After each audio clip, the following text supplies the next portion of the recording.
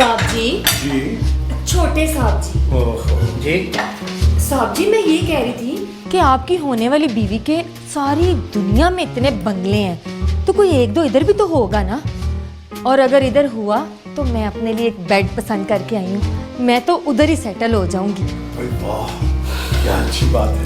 शहरोज बेटा, सोनू का यहाँ भी तो बंगले नुमा घर होगा। जी मामा। मामा आज आप बहुत प्यारी लग रही हैं, बिल्कुल महवी शाहयाद की तरह। बेटा इन्हें तो मैं भी शहजाद कह देते हो, कभी हमें भी हमायूं सही कह दिया करो बेटा। तुम्हें क्यों जलन होती है? मेरे बेटे ने मेरी तारीफ की है। भाई बाखुदा बेगम, इसमें जेलसी नहीं है। मैं तो हैरान हो रहा हूँ बच्चे की दीदा दलेरी पर, उसने मुंह पे बैठकर ही इतना बड़ा झूठ बोल दिया। अशरफ अली। जी वो बेटा, जाओ किसी वक्त जाके माँ को वो बंगला दिखा लाओ ना सोनू का। जी पापा। कि तुम नहीं जाओगे? वो क्या है कि दरअसल मुझे कुछ जरूरी काम है, इसलिए मैं जा ना पाऊंगा। जी साहब जी। ये आजकल शब्बों को क्या होता जा रहा है, मुझे तो समझ नहीं आती। इसके दिन ब दिन तेवर ही चेंज होते जा रहे हैं। कुछ भी हो, वो भी इंसान है और हर इंसान को यह हक होता है कि वो अपने आप को बदले और जमाने के साथ साथ चले। जी जी, सही कह रहे हो आप। ठीक है बेटा, मैं तैयार होने जा रही हूँ। भाई वाह, क्या अच्छा फैसला किया। भाई फौरन तैयार होना चाहिए, क्योंकि नेक काम में देर नहीं होनी चाहिए। और बेटा याद रहे, भागम दौड़ में बंगला नहीं दिखाना, एक एक कोना देखेंगी बंगले का, ताकि ये चूज कर सके कि हाँ भी हमारी बहू का बंगला है, किस तरह का बना हुआ है, मटेरियल क्या लगा हुआ है। और मैंने बिल्कुल उसको बताया। और चाहे 4-6 घंटे लग जाएं, वापस नहीं आना बेटा बगैर बंगला दिखाया हुआ। क्यों शब्बो? जी साहब जी। ठीक है, ठीक है, मैं तैयार हूँ जी। तखलिया।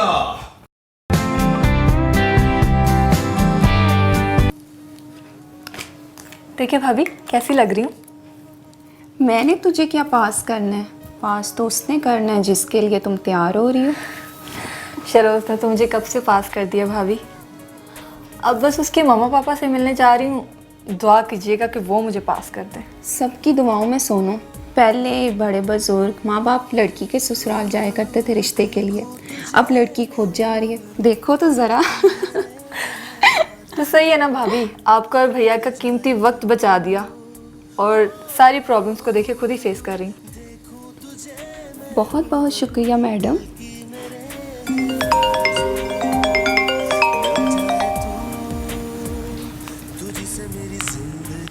यार 2-3 सब्र के घूंट भरो और 3-4 लंबी लंबी सांसें लो, इतनी देर में मैं तुम्हारे पास आ जाऊंगी। भाभी, शहरोज आ गया, मैं चलती हूँ। ओके, आकर आपको खबर देती हूँ।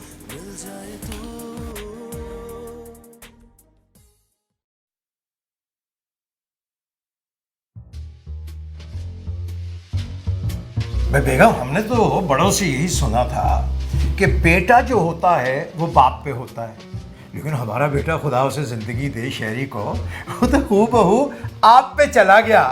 यानी परले दर्जे का काहिल और सुस्त और लापरवाह। अरे दिल पे नहीं लिया करो, ऐसे मजाक किया। अच्छा हंसती हुई अच्छी लगती है मुझे, ऐसा करो। आज आ जाए, नीचे से टखनों के नीचे से टांगे तोड़ूंगा उसकी मैं एकदम।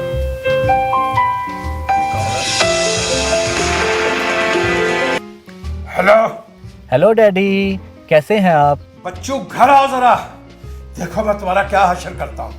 24 घंटे की हमारा करती। डैडी, आप कहते थे ना कि आप अपनी बहू से मिलने के लिए बेकरार हैं और तुम हो के बस उसकी तारीफ़ें ही करते रहते हो, मिलवाते नहीं।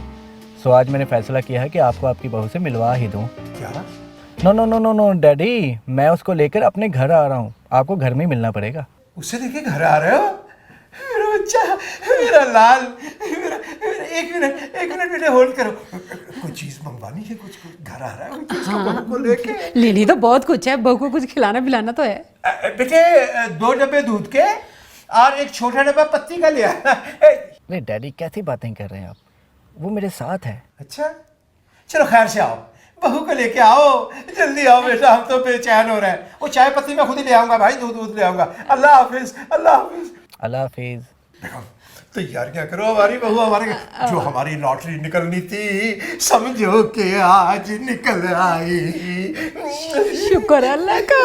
चलो तैयारियां करो। चलो आजो जल्दी आ जाओ।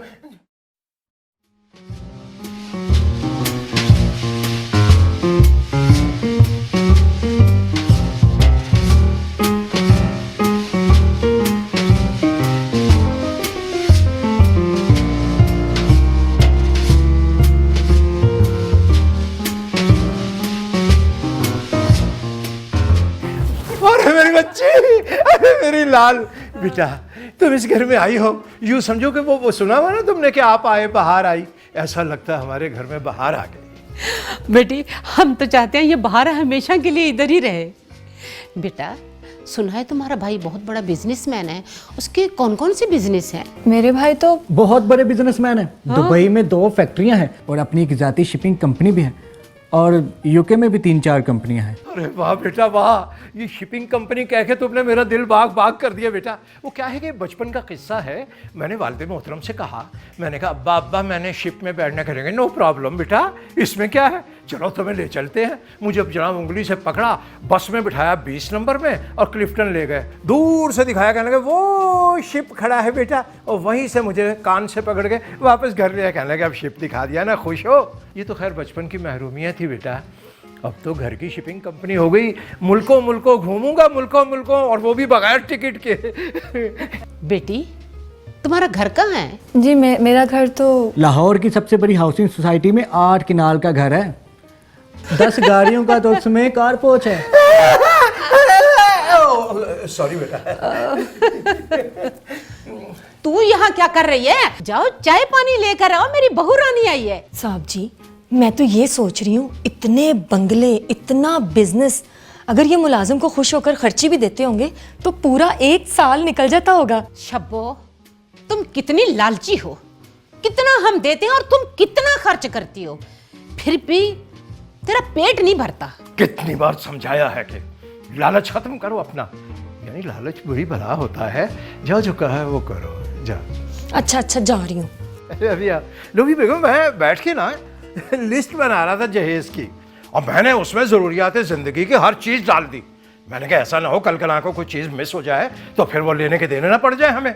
लेकिन अब ये जो गुफ्तगू मैंने सुनी हमारी बच्ची सोनू और हमारे बेटे शेरी की, तो मुझे ये जो लिस्ट थी ना हमारी जहेज़ की, वो जो मैंने बनाई थी, वो मुझे हकीर सी लगने लगी। मैंने ऐसे फाड़ के फेंका, मैंने कहा हाथ हो गई भाई उसके माँ बाप जाने और बच्चे जाने।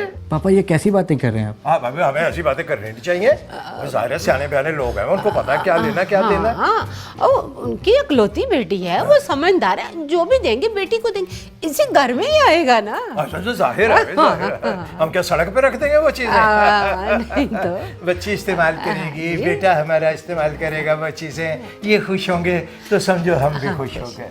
बस बेटा बेटा पहले कोल्ड ड्रिंक्स हो जाएं या चाय डायरेक्ट? ये है मेरा छोटा सा रूम, और शादी के बाद तुम्हारा भी। वो तो तुम ठीक कह रहे हो शेरी, लेकिन आज मुझे बहुत बुरा लगा, तुमने अपने माँ बाप से झूठ बोला। मुझे भी इस बात का एहसास है सोनू कि झूठ बोलना अच्छी बात नहीं है,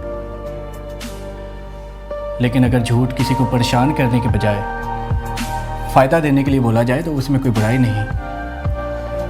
मैंने मोहब्बत में लोगों को बर्बाद होते देखा, कभी ये जालिम समाज आड़े आता है तो कभी किस्मत साथ नहीं देती, और आखिर एक इंसान नाकाम मोहब्बत लिए तड़प तड़प कर जिंदगी गुजारने पर मजबूर हो जाता है। जब कभी मैं इस बारे में सोचती हूँ तो मुझे बहुत डर लगता है। प्लीज शेरी, मैं अपनी मोहब्बत का ये अंजाम नहीं देखना चाहती। प्लीज, मैंने तो मोहब्बत में एक हसीन और खुशगवार जिंदगी गुजारने के ख्वाब देखे। प्लीज इन ख्वाबों को कभी टूटने मत देना, प्लीज शेरी। मेरे डैडी बहुत अच्छे इंसान, मगर वो ज़रा पुरानी रस्मों को फॉलो करते हैं। मैं उनके अंदर से ये चीज़ ख़त्म करना चाहता हूँ, लड़की जब पैदा होती है तो उसके वालिदैन को उनकी जहेज की फिक्र होने लगती है। फिर वो बेचारे दिन रात मेहनत करके अपनी बेटी की खुशी के लिए अपना पेट काट काट कर उसका जहेज जमा करने में लग जाते हैं। और लड़के वाले हैं कि उनकी फरमाइशें ही पूरी नहीं होती। लोगों के घरों में हर चीज़ मौजूद होती है, फिर क्यों एक लड़की को उस घर में रहने के लिए सारा सामान अपने घर से लाना पड़ता है। मैं इस रवायत को ख़त्म करना चाहता हूँ, एक नया ट्रेंड सेट करना चाहता हूँ कि हालात चाहे जैसे भी हों, हमें इस मोहब्बत की जंग किसी हाल में भी नहीं हारनी। तुमने बिल्कुल ठीक कहा है, लेकिन मेरी कोशिश है कि इस चीज़ का आगाज़ मैं अपने घर से करूं। लेकिन इसके लिए तुम्हें भी मेरा भरपूर साथ देना होगा। वो तो तुम 100% ठीक कह रहे हो शहरी, लेकिन सिर्फ एक इंसान की सोच बदलने से क्या होगा? हम सबको मिलकर इस रिवाज को ख़त्म करना होगा, और इन सब में मैं तुम्हारे साथ हूँ। लगता है अब हमें निकलना चाहिए। कार नीचे करिए। तुम्हें पता है सिर्फ 1 घंटे के लिए हम कार लेके आए रेंट पे, और मेरे पास तो पैसे भी नहीं है, और पैसे कम होने की वजह से कहीं मुझे गाड़ियाँ ना धोनी पड़ जाएं। अरे तो क्या फ़र्क पड़ता है? अब रांझे ने हीर के लिए भैंसें चराई, फरहाद ने शीरी के लिए दूध की नहरें निकाली, तो तुम क्या मेरी मोहब्बत में 1 हफ्ता गाड़ियाँ नहीं धो सकते? हाँ, डोंट वरी, घबराओ मत, आज मेरे पास कुछ पैसे हैं। चलो। थैंक यू सो मच, तुमने तो मेरी प्रॉब्लम सॉल्व कर दी।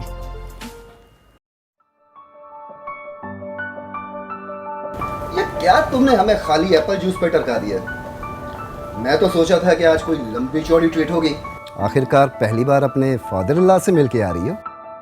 तुम्हारी जगह अगर आज मैं होती तो बिरयानी की देगे खड़क जानी थी। पता नहीं यार, मुझे अच्छा नहीं लग रहा। शहरी की फैमिली जहेज के मामले में बड़ी लालची सी लगती है। पता नहीं मेरा वहाँ गुजारा हो पाएगा कि नहीं।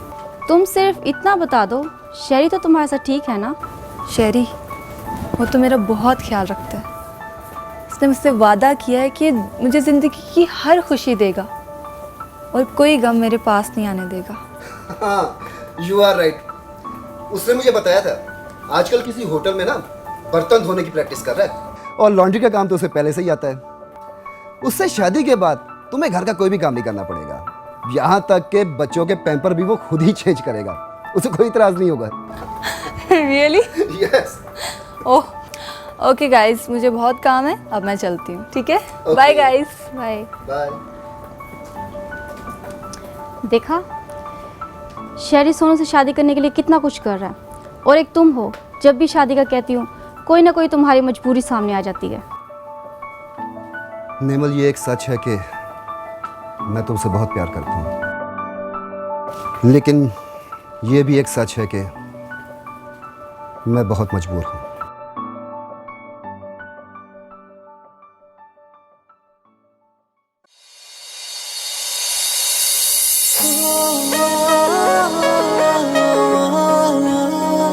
सोने की तो तुम्हारी ऑफर थी ना, तुम्ही ने कहा कोई किलो सवा किलो सोना होगा तो मेरे मुंह में पानी आ गया। मैंने कहा ठीक है भाई, अब मुनासिब ऑफर है। मैंने मांगी थी आपसे चाय, अभी थोड़ी देर पहले तो चाय पी मैंने। साहब जी, वो तो आपने अपनी तरफ से पी थी ना। ये चाय और बिस्किट मैं अपनी तरफ से लेकर आई हूँ आपके लिए। देखा है तुम्हें जब से ओ सनम, तब से ही मस्ताना है हो। अशरफ अली, ये क्या हो रहा है? अब तेरा एक फर्ज बनता है भाई होने की हैसियत से दुआ करना कि अल्लाह बेटी और बेटे के नसीब अच्छे करे, और उन दोनों से भी ज़्यादा हम मियाँ बीवी के नसीब अच्छे करे, कहीं फॉरेन में जाके सेटल हो जाए। छोड़े सारी बातें साहब जी, मुझे ये बताएं कि आपने मेरे बारे में क्या सोचा है? सोचता हूँ कुछ तुम्हारे बारे में।